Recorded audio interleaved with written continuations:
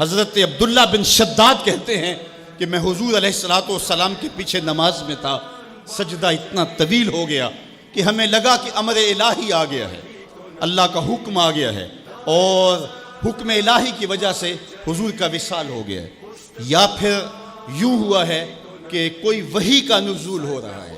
کہتے ہیں میں نے تھوڑا سا سر اٹھا کے دیکھا تو کیا منظر دیکھتا ہوں کہ حسین ابن علی حضور کی پشت پہ بیٹھے اور میرے آقا سجدے کو طول دے رہے ہیں۔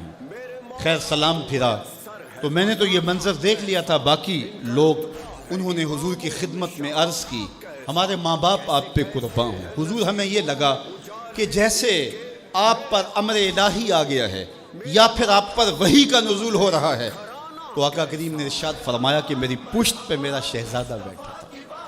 اللہ اکبر، حضور حسین ابن علی کے لیے سجدے کو طول دے رہے ہیں۔ آج اگر سجدے کو طول دیا ہے تو کل ایک لمبا سجدہ پھر حسین نے بھی کیا اور اس سجدے کی لاج نبھائی۔ آپ جانتے ہیں جب حضرت امام حسین کا سر انور دست قاتل نے کاٹا تو اس وقت سر کہاں تھا؟ سجدے میں جھکا۔ اللہ اکبر، سجدے میں سر انور تن نور سے جدا کیا گیا۔ اللہ اکبر۔ حضرت نبی رحمت عرفات کے میدان میں کھڑے ہیں تو کسی نے آ کے کہا اے اللہ کے محبوب، فلاں شخص فلاں آدمی لبیک لبیک پکارتا ہوا حج کرنے آ رہا تھا، اونٹ سے گرا ہے، گردن کی ہڈی ٹوٹ گئی، موت واقع ہو گئی، کیا حکم ہے؟ فرمایا اسے احرام میں ہی کفن دیا جائے، جنازہ پڑھو اور اس کی تدفین کر دو، اور پھر ارشاد فرمایا کل قیامت کے دن جب قبر سے اٹھایا جائے گا ملبین، اس کے لبوں پہ لبیک اللہم لبیک کی صدائیں ہوں گی، یہ تلبیہ پڑھتا ہوا اٹھے گا، کیونکہ جس حالت میں موت آتی ہے اسی حالت کے اندر وہ اٹھایا جاتا ہے۔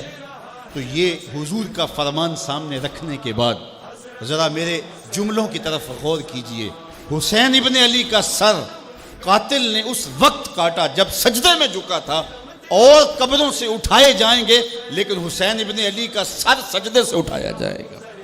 تو حسین تو آج بھی سجدے میں، اتنا طویل سجدہ کسی نے نہیں کیا جو حسین ابن علی نے کیا۔ سر سجدے میں جھکا کے کہہ رہے ہیں مالک حسین کی قربانیاں قبول کر لے۔ آپ کو وہ منظر بھی یاد ہوگا جب فرشتوں نے کہا تھا مالک حضرت انسان کو اپنا خلیفہ بنا رہے، تیری تسبیح تو ہم بولتے ہیں، سجدے تو ہم کرتے ہیں، قیام و رکوع تو ہم کرتے ہیں، اور یہ انسان تو دھینگا مشتی شر اور فساد کرے گا، تو حضرت انسان کو اپنا نائب بنا رہا ہے۔ جواب آیا تھا انی عالم ما لا تعلمون، فرشتوں جو میں جانتا ہوں وہ تم نہیں جانتے، تمہاری نظر عناصر اربعہ پہ ہے اور اس کا جو نتیجہ نکلنے والا ہے تم اس پہ نگاہیں جمائے ہوئے ہو۔ آگ، ہوا، مٹی، پانی، ان چاروں کا مجموعہ فساد نہیں کرے گا تو اور کیا ہوگا، شر نہیں کرے گا تو اور کیا ہوگا، لیکن تمہیں یہ نہیں پتا کہ اگر اس عناصر اربعہ میں محمد عربی کا لعاب مل جائے تو پھر حسین بنتا ہے، اور تم کہتے ہیں سجدے ہم کریں گے، رکوع ہم کریں گے۔ کربلا کے دن رب نے فرشتوں سے کہا ہوگا ذرا جھانک کر کے حسین کے سجدے کی باقی ادا کو تو دیکھو، اور لاؤ سارے سجدے اور حسین ابن علی کے سجدے کو دیکھو۔ سرخروئی کی وہ انوکھی اور البیلی داستان رقم کر کے دنیا والوں کو بتایا کہ سجدے کے یہ بھی انداز ہوتے ہیں، سجدے کا یہ بھی رنگ ہوتا ہے۔ اس پیاسے پر علی شیر خدا کو ناز ہے، اس نواسے پر محمد مصطفیٰ کو ناز ہے، اوروں نے بھی سجدے کیے پر اس کا عجب انداز ہے، اس نے وہ سجدہ کیا جس پر خدا کو ناز۔